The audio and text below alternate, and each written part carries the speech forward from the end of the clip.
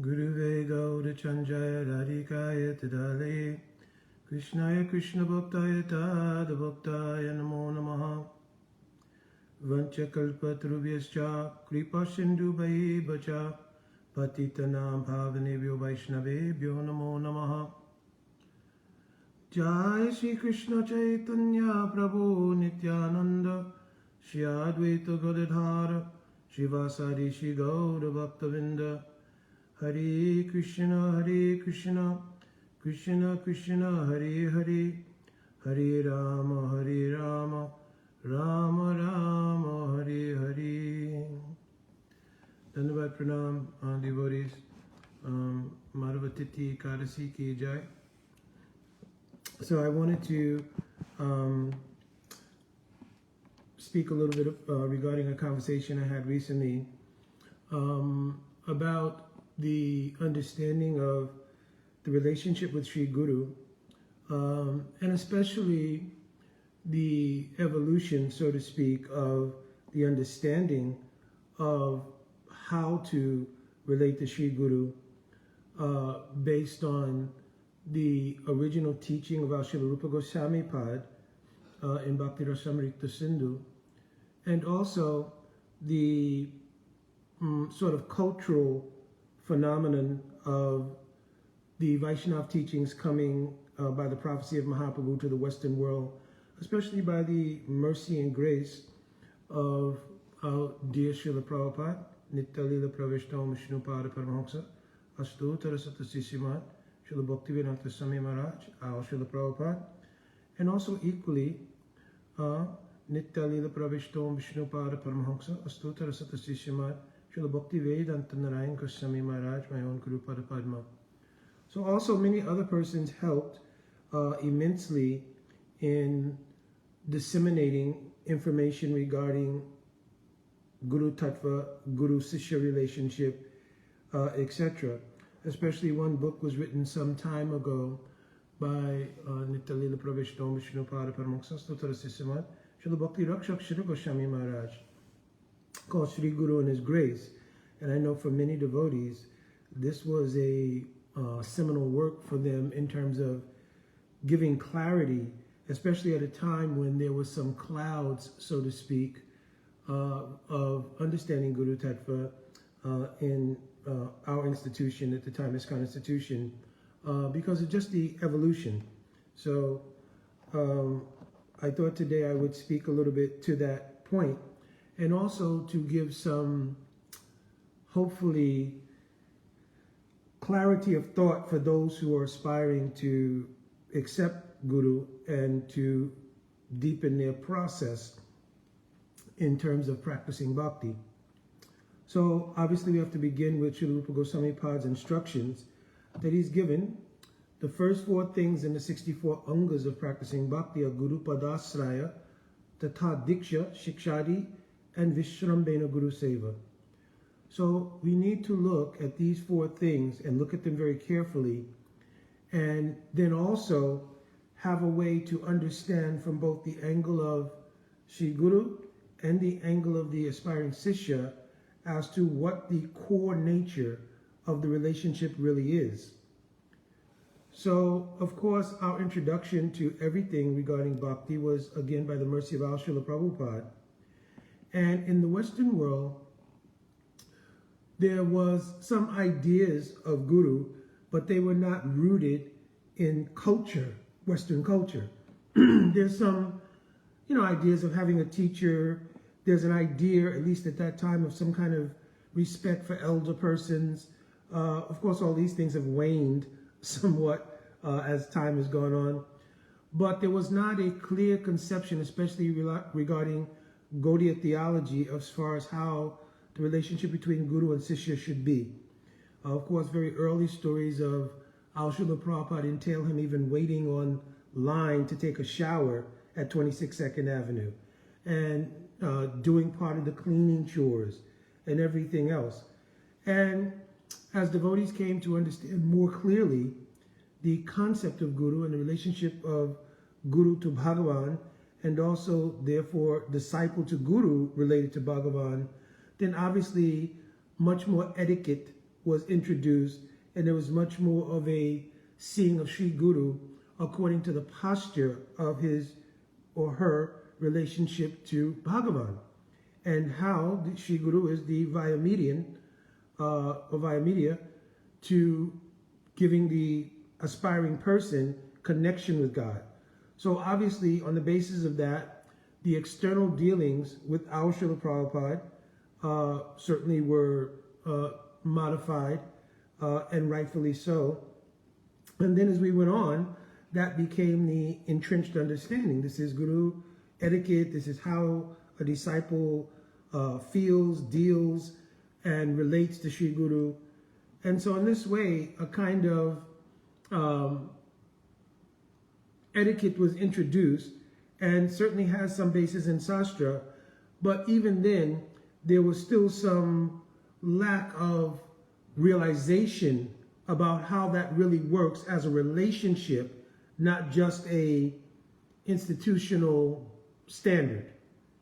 You understand? In other words, what is the etiquette in the institution for this particular phenomenon called guru-disciple?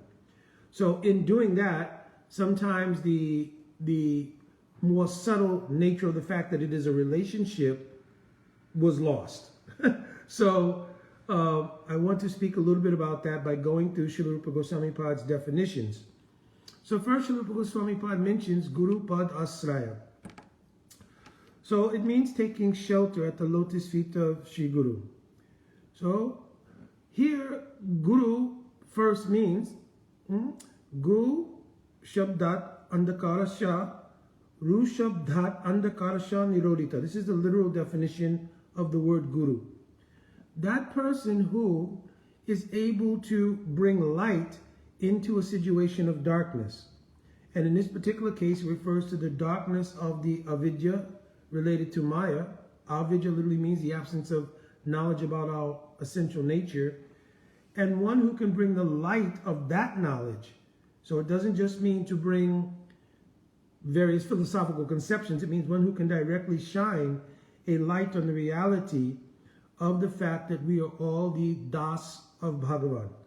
This is the real meaning of Ru Shabdat Andakarasha Nirodita, removing that darkness by the illumination of the truth regarding the Atma or the soul. So that person who can perform that function is called Guru for that reason. And of course, Sastra gives innumerable verses describing Sri Guru. Right? Tadvadi Paripatena Prishnena Sevaya Upadekshanti Te Jnanam Jnaninas Tattva Darshana. That Sri Guru was a person who's had the darshan of Tattva. And here Tattva refers to the absolute truth. So also, Tasmad Gurum Prapajita Jigyasho Shri Uttamam. Right? Shabda Parecha Nishnatam Brahmanya Upasamasrayam. That Sri Guru also has bathed, literally means bathed, in the realization of Paratattva, right? They've completely taken shelter themselves of Paratattva, and therefore they are someone whom Tajmat Gurum Prapajeta, you can do Saranagati to, and Jigyasho Shreya Uttamam. You can now inquire about Shreya here means the ultimate welfare for someone. So Sri Guru is that person.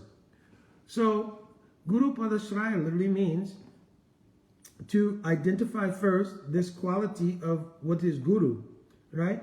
Then Rupa Goswami is also written, because we need some clarification, that Guru is also not something generic. Guru is also not something homogeneous. So it's not that every person is going to have the same exact situation, even in regards to Guru Tattva, right?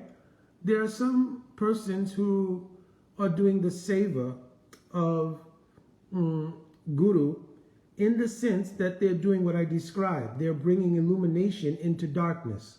This is the real functional element of Sri Guru. So those persons who are doing that are also functioning as Guru in terms of this description. You understand? Some persons who are like that are also Nitya Siddhas who've descended from the spiritual realm, come into the Shrishti Lila, and on behalf of Bhagavan, they are performing this function. among those who are Nitya Siddha and who've descended to this plane, some are also Sain Pati Bhaktas. It means they are generals in the army of Sriman Mahaprabhu. And therefore, examples like our Srila Prabhupada, my Guru Pada Padma, and others, but primarily because of the nature and expanse of their preaching over the course of time and the wideness of that preaching, then that element of being a Sain Pati Bhakta was manifest. Also, Sain Pati Bhakta may mean not just someone who, by the nature of their travel and the nature of the widespread influence they have in, making many Vaishnavas and bringing people into the Vaishnava fold, but also those who, though not traveling very much, but still are recognized because of their high class of Vaishnavata and their influence, though they may not have traveled very much and everything, they also fit this profile of being Sain Pati Bhaktas. Also, there are those who, though not having that profile of being Sain Pati Bhakta, right, but they are carrying out the function of Guru by, again, the description, bringing illumination into darkness. Those persons may have much smaller external profile, but they're doing that seva. So they are also called Guru, and they may be of the quality of Nitya Siddha or Sadhana Siddha, or Rupa Goswami Pad is given another category, Sastra Yukti Suni Punya Dvirashwara Yanra Uttamadikari Se Tariye Sangsar. So here, this comes in the section of Bhakti Rasamrita Sindhu, in which they are discussing the performance of sadhana bhakti. So those who have uttamadikar in eligibility to perform sadhana, because they are sastra yukti suni punya. So sastra yukti suni punya means that they've understood both sastra and the true meanings of sastra.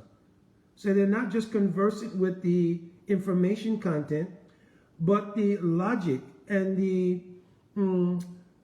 true inner meanings of sastra are also understood by them. And therefore, in their own practice, drita shradayandra, their shraddha is very drita, very fixed. And because their own faith is very fixed, and they have sastra and sastra yukti, they are uttamadikar in the eligibility of the practice of sadhana bhakti, which is the path, the very path we're all trying to walk.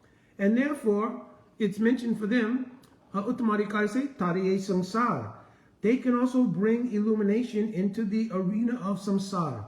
Means those who are going through the cycle of birth and death, who are in a vidya, they may also bring illumination into the fold of those persons. So though they are not Nitya Siddha, though they may not have even reached completely their own siddhi in practice, certainly they have to have some level of realization. You understand? They have to have some level of realization, but they may not have reached their own bhav siddhi yet. Bhav siddhi means it's the goal of sadhana. Kriti saja bhavat saja bhavasa sadhanamida nitya siddha bhavasha prakritam riddhi sajata. The goal of practicing is to obtain bhav. When you obtain bhav, you'll practice in bhav to obtain prem. When you obtain prem, then you'll receive a vastu. Deha means a spiritual body. By association with the eternal associates in the spiritual realm, one's prem will go and grow in increments. Prem, sneha, man, pranaya, rag, anura, etc. So it's not a class on Ujjwala Leela. This is to answer another particular question. So, point here is that this is the definition of guru. What does pad mean? So guru pad, that when we approach guru, there should be pranipad. The idea that I have done mutual examination. Hari Bhakti Vilas is mentioned 1 year at least. There should be mutual pariksha. Pariksha means examination. The Sishya has seen how my Guru Dev lives, how my Guru Dev understands Sastra, how my Guru Dev has affection for me, what is my Guru Dev's mood, etc., etc. And the Guru similarly has the ability to do Sishya pariksha, to understand, is this person serious? Is their mood appropriate? Is it someone who perhaps has ulterior motives in accepting Guru? So all of those things are done by mutual examination. And of course, in the contemporary world, that may not always be a case where they can live literally together. But certainly they should have ongoing communication, ongoing association whenever possible to have this kind of examination, right? So once the guru and the disciple have this type of examination, then the sishya can do pranipat. It means to feel a sense of comfort in surrendering their heart to this person as a illuminator on the path of bhakti. Because at that time they may or may not have true understanding of Guru Tattva, so they cannot have assessment into the nature of the depth of Guru. They can see what is to be accommodated in their own experience. They don't have the depth of Guru Tattva or Bhakti Tattva to really ascertain the depth of that person, right? But their faith has been initiated by that person, their harikatha, etc. Because this is another thing. Over the course of that time of association, the most important thing will be Sravan, hearing. Hearing the harikatha of Gurudev will be the best indication that you have at your disposal for discerning the nature of whether that person is a place where you can deposit your currency of faith. Because the currency of faith is everything in bhakti. You understand? It is Shraddha in the very beginning that transforms into everything else. That Shraddha transforms eventually into Sadhu Sangha Bhajana Kriya Natanivritti Nishta Ruchi Ashakti's Bhav. It's that same Shraddha which in its very leanest initial feature is called faith or Shraddha. That's what eventually becomes love of God.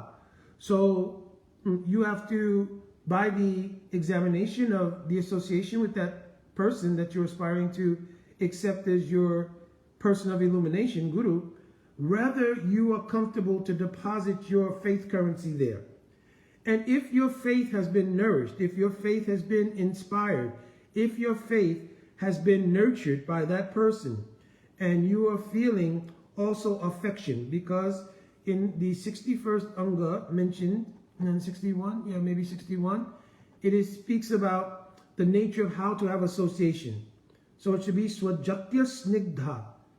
The word Swajatya means that the Guru should be in a position where we share the same aspiration in bhakti. Also in the beginning for Sishya, they may not have clarity about that. Because many times a person, when they come to the path of bhakti, they're still establishing the fact that I am a servant and there is God and I'm the servant of that God. So the specialities and the specifications of that mood of service have not yet arisen in them. You understand? So it may not be possible to understand the nature of Swajatya with Sri Guru then. But one can understand whether Sri Guru has capacity to, when I am unfolding, to both help that unfoldment and then have the nature to nourish the particular specific mood towards Bhagavan that I have. Right? And then ideally, it will be that my Guru Dev is Swajapti. It means he has that same mood that I'm aspiring for. And Snigdha. Snigdha means very affectionate. So affection has very many nuances. Snigdha is not only an external idea of what we call affection, but it is rather in this context a deep interest in the welfare with love for that person. This is really snigdha. So it may manifest differently. For instance, it certainly manifests always in honesty. In other words, Sri Guru, rather than trying to always be appeasing to the disciple, that, oh, everything is okay, everything is all right, Guru will sometimes have to speak frankly and honestly for their welfare. This is not okay. That, no, this is not a good means of dealing with life or life space at that time. So the real nature of love and honesty coming from the heart of Guru will be like that. And truly, the other factor is true, that from a Sishya, honesty will also be there. Oh, Shri Gurudev, I have this issue, I have that issue. Or, oh, Shri Gurudev, more pleasing and more confidential, Gurudev, I've had this kind of realization. Can you help me to confirm? You understand? So, on both accounts, Snigdha should be there, right? The relation, and the reason I'm mentioning this is because in the fourth stage that we'll talk about, the reality of this snigdha or affection becomes very prominent, right? And I might as well mention now that what has kind of happened in the search to balance the understanding of Guru and Guru etiquette, there has been a sort of excessive swing of the pendulum to the side of sort of Aishwarya, means like opulence. Oh, Guru, Guru, oh, Gurudev, Gurudev, Guru, Guru, Guru. And then whenever I see my Guru, then, you know, always, oh, we have to do foot washing. We'll have to have very big chair, very big seat. And there should be, you know, flower garlands, maybe 10 flower garlands, and etc., etc. So remember that I just talked about snigdha. When those activities are born from deep sense of snigdha, then they become very valuable to the disciples' advancement in bhakti, right? When they are motivated under just the feature of awe and reverence, and they lose intimacy, then it becomes official. Yeah, we did a very good job. You know, Gurudev came and we did the foot washing, check. We gave the garland, check. We gave pranami, means donation, check. We cooked the best foods, check. And we, you know, always were saying Guru, Guru, Guru, Guru, Guru, right? So if it comes in that way, then the substance of the relationship with the Guru develops a gap, for lack of a better word. A gap develops. And that gap is the lack of snigdha or affection. And everything becomes very official. Because we've insinuated, or we've just concluded, that mood of opulence, money, flower garlands, etc. is an adequate replacement for true heart affection. And it's not. Because a person who's doing the seva of Guru, the last thing that they want truly is Guru Abhiman. Srila Bhaktivinoda Thakur spoke, Tai Sisha Tava Tokkiya Savada Guru Abhimana Tyaji. So Guru Abhimana Tyaji means to kick away, to throw away. So any person who's doing a service to Guru Parampara and to Mahaprabhu by performing the function of Guru does not want, Abhiman means the self-conception, I am Guru. Because they also want to be Das. You understand?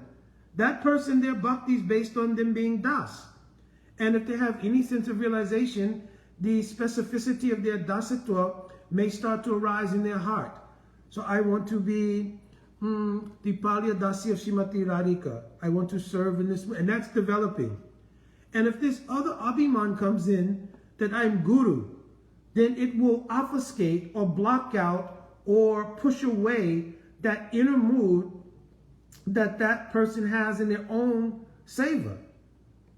So the idea that Guru really wants all of these things as a replacement for true love, affection, and seeing mutual growth by seeing that my Gurudev's, his Harikatha is becoming more inspired as my own unfoldment is becoming more and more and more, that is really what Shri Guru wants. You understand? So garlands, money, this thing, that thing, chairs, worship, this, that, is not the most prized thing to Guru. But rather the deep discussions on Harikatha, the deep discussions where you see unfoldment in that disciple, that thing is really, really what Shri Guru wants. Really Gurudev wants to offer to the lotus feet of Shri, the Guru Parampara, and to Bhagavan, the heart of that person whom they've brought illumination into their life. All the other things, if it's a genuine from the heart snigdha manifestation, then it is nourishing. If it is simply formality, right, then it does not have the quality that Rupa Goswami Pad's mentioning, even in Vaishnava exchanges, right? Dadati pratagrinati guyamakiti prichati bhukte bojayate chaiva. This last line is very important. Sadvidam priti lakshanam. Priti means love and affection. So the exchanges should be imbued with that mood, not simply the officialdom of garlands, seats, money, this thing, that thing. Because Guru also has their own bhajan. If they're eternal associates, it's their own internal mood. If they're unfolding, it's the nature of their unfoldment at a deeper level. And they want that. They don't want all these other things. And if you find that somebody has more resonance with all of these other things, and there's not so much depth of harikatha, not so much depth of heart, snigdha, in between the dealings, it maybe should be a red flag. Right? So, of course, in the West, there was a balancing act that had to be made between understanding Guru etiquette, right, and proper respect, and this making everything an official policy rather than a true nature of the mood of the heart. You understand? That we think the only way we can show affection is by material things. How big was my donation? How many flower gowns I've given? How many times I invite Guru Dev to my house with the best room, best bed, so many different things. So those things, if they're done again with great love and affection, is one thing. If they're done in the mood of this is sort of the official policy of dealing with Guru, and I fulfill my checklist of dealing with Guru, not so much. Understand? So, Guru Pad, the word Pad also here indicates seva.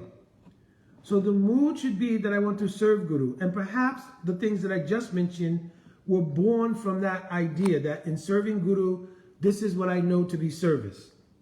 But the real service to Guru is that service which is connected to Bhagwan. So try to understand this. Every day we're singing for many years, Shiv Vigrahara Dhana Nityanana Shingaratan Mandira Majanaro Yuktakshta Bhaktams Cha Ninja Yunchatopi. That Sri Gurudev is doing bhajan internally. And they're worshipping Shiv Vigraha. Right? It has many meanings. I'm not explaining the depth of this now, but gradually people should understand it. Right? Internally, very deep meditation bhajans going on. Yuktakshta Bhaktams. Also, Gurudev wants to create connection of the disciple with that inner mood of seva. So this is the real mood that's mentioned in Guru Pad, meaning service, asraya.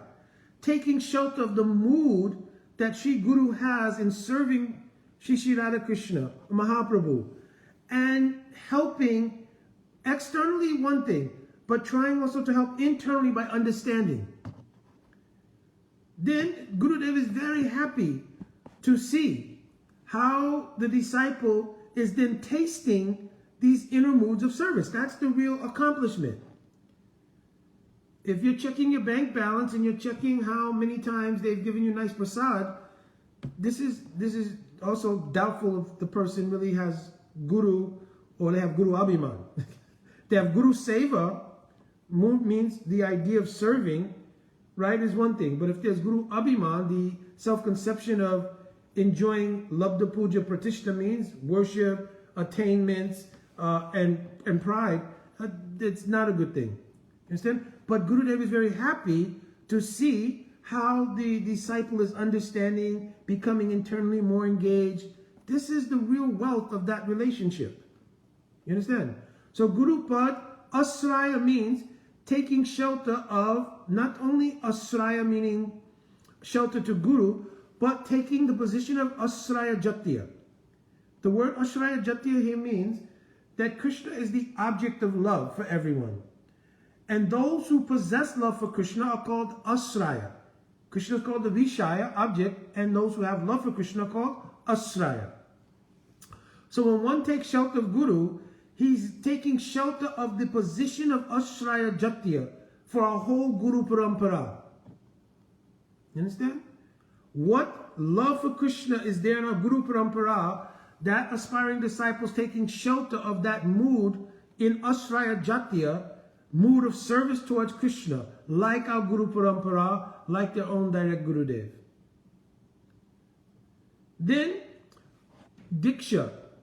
One will receive, when one has this mood to surrender, to take shelter, Asraya, of the mood of serving Krishna, then the means to do that is given in the form of Harinam, and then Diksha. Harinam does not require any niyam, means rules and regulations. Right? Nam namakari bahuda nija sava shaktis tata prita niyamita smaranena kala. There's no niyam in order to remember Harinam. You understand? So Harinam is given freely. What is Harinam? Harinam means the mood that Sri Guru has towards Shri Radha Krishna, who are non-different from Nam. The Guru is giving that mood and the Nam to a disciple to begin service. And because there are no rules and regulations that affect Nam, then more freely Gurudev is inclined to give. Oh, begin to chant Harinam. Because in that Nam is the Karun Shakti, means the mercy of Sri Chaitanya Mahaprabhu. And that Nam also contains everything up to the perfection. Because it's mentioned, Chiraratadam Nija Gupta Vitam. One very Gupta means secret, Rahasya, speciality of Harinam in this Kali Yuga is Swanama Premamrita Tyudara. That Sriman Mahaprabhu has placed that Krishna praying that we're aspiring for in Nam. Therefore, the essential part of Southern Bhakti is chanting Harinam. Now, chanting that Harinam in the shelter of the Ashraya Jati of Guru Parampara makes the Nam efficacy more powerful for that person who's accepted Guru and has come under the Ashraya Jati of the Guru Parampara. So now, after some time, the inclination for the service of the Nam Purush. Nam Purush means the person of the name. So the person of the name is Hara, means Radhika. In the Sanskrit, in the Vakativ, it'll be Hare. Right? So, Radha and Krishna. That is the actual Purush, the persons of that name. And Abhinatvam Nama Namyo. They are non-different. Right? Nama Chintamani Krishna Chaitanya Rasa Vigraha. Nityamukto Punasuno Nityamukto Abhinatvam Nama Namyo. The name and the persons are not different. So one has started to cultivate the chanting of Sri Nam under the shelter of the Ashraya Jatiya in the form of Guru Parampara and their own Vyasya or individual Guru. Now after some time, Guru wants to give crystallization and understanding of the true Sambandha Gyan of that Sishya with Sri Radha Krishna Yugu. Right? And that same Radha Krishna Yugu first, of course, appearing in their lives is Mahaprabhu. Right? So now at the time of Diksha, Sri Guru does two things. They give Dibya Gyan, and by the influence or prabhav of Sarup Shakti, Kshiyate Papanasanam, they give the power to remove the obstacles to realizing both the prasana of the Nam, Hare and Krishna, or Radha and Krishna, and the particular relationship one has with Radha and Krishna. So the first part of Diksha is called Dibya Gyan. Dibya Gyanam Yanto Shimanti Mantre Bhagavat Srup Gyanam Tenam Bhagavat Sambandha Visesh Cha, or Visesh Sambandhams Gyanam Cha. So Visesh Sambandha Gyan means I'm serving Radha and Krishna, right? By aspiration through chanting Harinam and then rendering other various services, going through the morning program, doing other things, doing practical services. Now Sri Guru is giving clearly what is relationship in the form of Sambandha Gyan in a seed form in the mantra given at the time of Diksha. So the mantra is given when you accept Diksha, right? The Gayatri, Guru Mantra, Guru Gayatri, Gaur Mantra, Gaur Gayatri, Gopal Mantra, Kam Gayatri. These things are the seeds that unfold into the actual nature of the relationship the particular Sishya has or disciple has with Radha and Krishna. Understand? So this is what happens at Diksha. Now, unless one continues to hear Harikatha, their understanding of how the Nam and Nami, meaning Radha and Krishna, are non-different, also not being able to understand clearly what is the Diksha mantras, if they don't get Siksha, or they don't continue to hear Harikatha and understand what is the both Nam and the relationship to Nam that was given. So this is called siksha. So diksha, shikshadi. You understand? That there has to be both the giving of the diksha, and siksha means there has to be continual shravan to understand the content, right, of both Nam and the mantras given to reveal one's relationship with Nam or Radha Krishna directly, right? Then the way that this comes across most effectively, Rupa Goswami Pad put this there to make sure we understood it, is when the nature of the relationship with the Guru becomes visramba. And the word visramba means intimate. Here, intimacy obviously does not mean inappropriate intimacy. It means when there is heart-to-heart connection. And therefore, the abhiman, that I am the disciple, and the Guru on his part, the abhiman, I am Guru, where that can be melted by affection and the nature that, oh, this is my dear, dear friend, and Guru is my dear, dear friend. And by the nature of the depth of that love and affectionate friendship, the flow of bhakti and swarup shakti, which is inherent in that bhakti, can easily flow from heart of Guru to the disciple. Just like if you have a water hose and you bend the hose, right? So by that contraction of the hose, the flow of the water is restricted.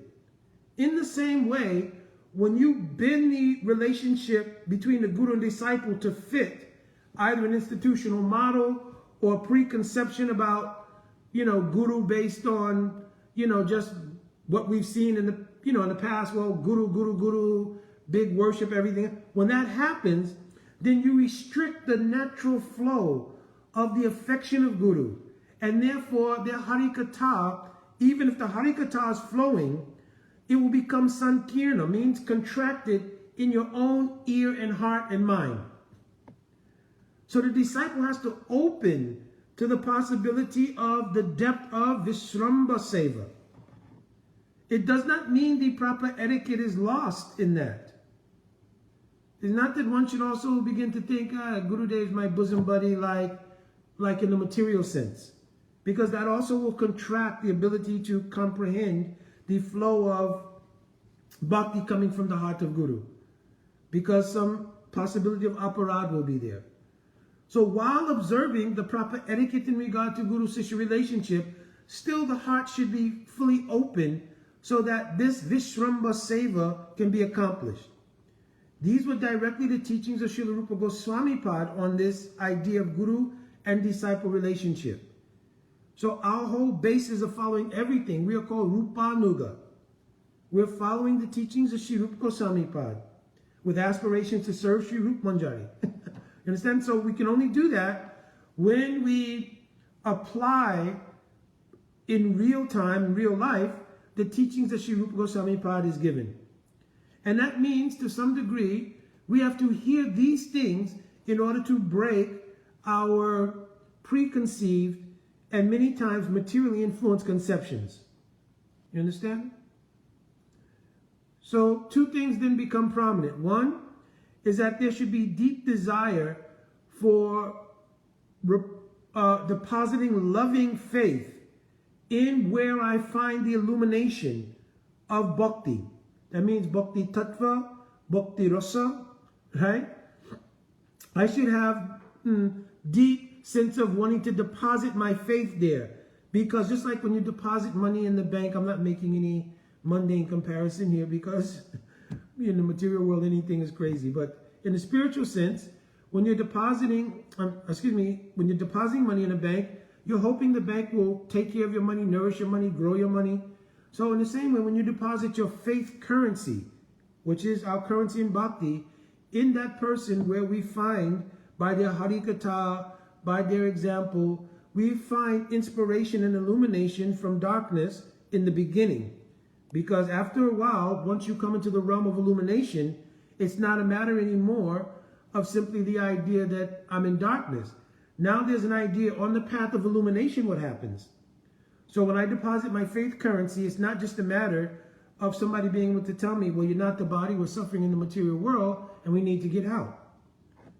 That may be the genesis of why you approach, but after that, you want love. And if you want love, you have to understand the science of love.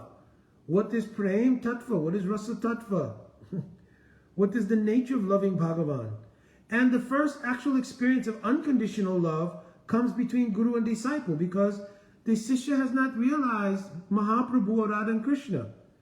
So you cannot truly have a sense of the connection of their unconditional love. Therefore, it comes via the medium of Guru. That's why it's expressed, Sakshat Hari Tvena Samashta Shastriya.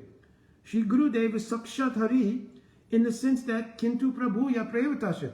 The dearness, the love between Guru and Bhagavan is what makes Bhagavan give Sakshat and Swatantrata to the Guru. So Swatantrata means independence. Because Krishna, according to Madhurya Kandambini by Vishnu Chakravarti Thakur, he does not directly give bhakti. But he bestows Swatantrata, means independence, in the heart of the pure Vaishnav. And the pure Vaishnav, also influenced by Karuna Shakti, the mercy potency, they are disseminating. We understood bhakti because Srila Prabhupada came, because my Guru Padma came, because other Vaishnavas came. Right? We very seldom, I cannot speak absolutely, but I don't know if many people actually were one day at Whole Foods and they saw Mahaprabhu there and that's where they began their bhakti. I don't think. Right? So by the mercy of a Vaishnava, right? Krishna Bhakti Janma Hoy, Mula Sadhu Sangha. The root cause of bhakti in someone is Sadhu Sangha, meeting a sadhu. And in this context, sadhu means Sadnoti Satayati Cha Krishna Prem Iti Sadhu. A person who's understood love for Bhagavan to be the ultimate attainment. In the context of Vaishnavism, that person is called a sadhu. Because there are many people who can have the title sadhu, even impersonalists, Mayavadis, also sometimes called sadhu. So here the context, Jiva Goswami Prabhupada has been clear. Sadnoti Sadayati Cha Krishna Prem Iti Sadhu.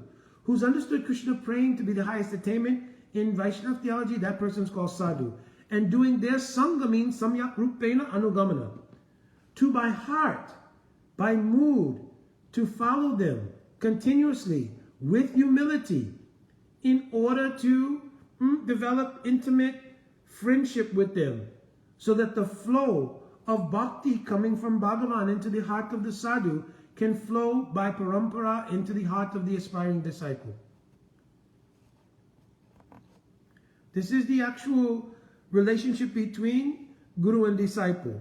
And because over the course, Guru-disciple relationship has been institutionalized to some degree, a sort of conflation between the institutionalized etiquette and the individual reality of Guru-disciple relationship has become separated.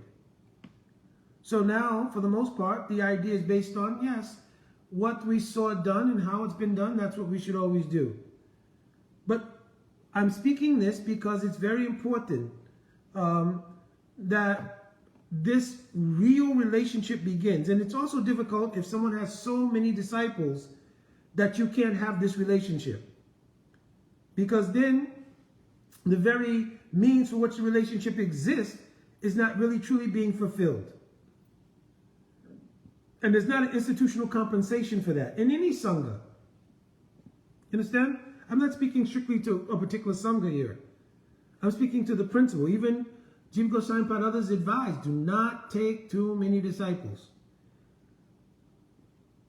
Right? And, you know, first thing we always think about with that, oh, well, because if I take too many disciples, I may fall down. Well, really, if you have that tendency that you may fall down, perhaps you shouldn't do this anyway. But also the second thing being, it's not because of that reason. It's because you need to be able to give your heart in full to those whom you've created this relationship with. And it is a relationship. I keep emphasizing that. It's not a sort of institutional phenomenon like yeah, I'm going to get one of those. I have to get a guru. Okay, what's available? And then, you know, usually people who have a guru, they'll say, oh, our guru is really good. And you should, and then you get on that bandwagon and then you join and then, you know, you're, you know, somewhere in the pecking order of getting associated. all those things we have to be very careful of at this point, right?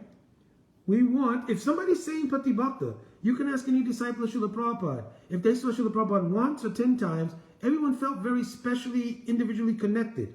That is the influence of Swarup Shakti coming from the heart of Srila Prabhupada, his karuna, his mercy. My Guru Parapadma, same thing. But for those especially who are doing the save of Guru, and they are not saying Patibhaktas like this, very carefully, you should consider to what capacity can I truly give my heart, right? In sincerity, how much capacity do I have for that? Now, it could be that Bhagavan and Guru Parampara will expand your capacity as your bhajan deepens and the nature of this seva deepens. But that should be the consideration on the person's part who's wanting to help or bring illumination into the lives of others, right? Any other thing should not be considered. You know, guru titles, this thing, that, so forth and so on. Only the genuine desire to give illumination via Harikatha and via whatever your Gurudev has put into your patra. It means that if you're a disciple of Guru, what Gurudev has put into your patra, you're genuinely trying to give in the heart of any other person who's given their deposit of faith currency, right? So I wanted to speak on this because I thought it to be important. We are all trying to grow in bhakti. And Rupa Goswami Pad has delineated these things because they are important. There's nothing superfluous about any and every single thing written by our Guru Vargas. So we need to study the things very deeply and apply them as well. So hopefully this was helpful. And not just for those, because I know many devotees perhaps here have already accepted Diksha initiation, but in helping others to understand what this process of creating the relationship of Guru and Sishya is really about. Okay? All right, my Dandavat Pranam to all devotees. Dandavat Sadhan Siddha Prabhu. I was very happy to see you on yesterday as well. And Dandavats also to all the devotees. I always also requested senior devotees. They can also chime in to help explain these things, because I think especially as we move forward and the influence of Kali becomes more, and also so many things are happening, we need to intensify the focus, so to speak, so that the mission of Mahaprabhu and the mission of our Guru Vargas remains very strong and very, very efficient and effective in carrying out what it is that Mahaprabhu came to do, which is to give the highest thing. This is one of the amazing things, that this is called a Danya Kali. Danya Kali means it's special, because in this Kali Yug, Mahaprabhu has appeared just after the appearance of Sri Krishna. And while Mahaprabhu came to taste, or Krishna came in the form of Mahaprabhu to fulfill and taste his own desire, Prema Rasaniyas Korite Ashwadan, to taste the high class of the mood of Radhika's praying. Also Rag Marg Bhakti Lok Korite Pracharan. He came and he preached to the Bhakta Lok, means all the associates from previous incarnations, the sweetness and the nature of the high class of mood of Braj Prem. And for them, through the process of the Sankirtan in the house of Srivas and Srivas Angan, they tasted the intensity of that Braj Prem and what was Ras Lila, everything, by intensity, in the form of the Naga Sankirtan in the house of Srivas, right? And also, Mahaprabhu told, the reason also for doing this is Rasik Shekara Parama Karun. So also here, Rasik Shekara means, because Krishna is Akila Rasamritamoti, means he's the taster and connoisseur of all rasa. Unless and until he tastes what is the mood of Radhika's praying from her position, then praying is not complete. This is why the highest kind of expression of praying comes in Krishna Lila. And it comes in the form of the Ras Lila. Samyak Saravasana Krishna Ras Lila. Right? Krishna sees the highest kind of praying there manifest in Radhika. It's called Madanakya Mahabhav. But he himself, in the position of the object of that love, has no experience what it's like to be the repository of that love. So even after the Braj Lila, Purva Braj Vilas 18 Abilas, he was remaining with 3 desires, Krishnadas Kaviraj Goswami mentions in Chaitanya Charitamrita, Shri Radha Pranaya Mahima Kidbraso. Krishna is wondering what is the nature of the pranay of Srimati Radhika. Pranay here is a special meaning I'm not explaining here because it will elongate everything very much. Right? And also, Swadhuta Madurimam. No, what is this? Madurimam Swaina Adhuta Madurimam Kidraso Vamadiya. Also, Krishna, he is very special among all the forms of Bhagavan because he has 4 special qualities. Venu Madhuri, Rupa Madhuri, Lila Madhuri, and Prem Parikar Madhuri. Means loving devotee associates.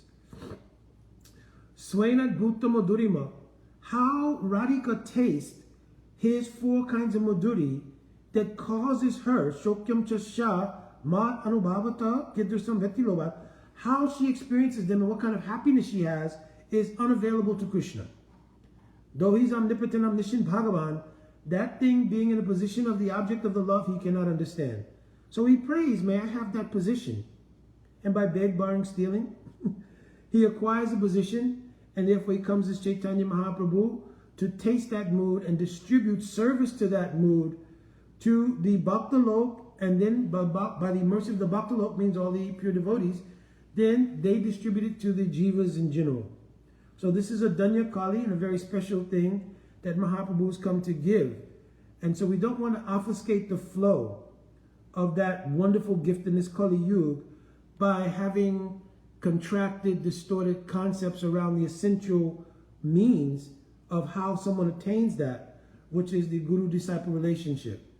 So even, distortion started to come up some time ago, Ritvik idea, all kinds of different things. And this is because there was not a deep understanding of the real teachings of Srila Rupa Goswami Pad regarding what is guru and disciple relation. In a sense, I wanted to give some emphasis to that in order that we all can benefit by it, because I'm always speaking also for my own edification, and also for those who are coming to the path, that we have now a more clear understanding of how to make their path very clear and very effective, so that they can quickly advance according to their sanskars, quickly advance in the path of bhakti. Alright, my Dandavat Pranam, Vancha Kalpa Turubhischa, Kripa Shindavevacha, Patitanam Pavanebhyo Vaishnavebhyo Namo Namaha. Jai Radhe Radhe. Also, my travel schedule is happening. I'm very happy by health, grace of Guru and Gauranga. It seems like this year I'll be able to travel some. So some of it has already been laid out. I think I'll be coming to Washington, D.C., Virginia, Baltimore, Philadelphia, and then, of course, to the Midwest a little bit, to Ohio, and to West Virginia, and so forth. So anyways, hopefully, and then later on in the year, I think I'll be going a little further west. But anyways, hopefully I'll have the chance to have the association of many devotees. I'm also making my plan, Southern Siddhaprabhu, to try to get to Trinidad somehow or another. So anyways, because I'm always feeling also very benefited and nourished by having the opportunity to have association with devotees and to just discuss these things and to hear their realizations and their aspirations as well. This is called Vaishnav Maitri, Vaishnav friendship. Alright, Dandavat Pranam. Radhe Radhe.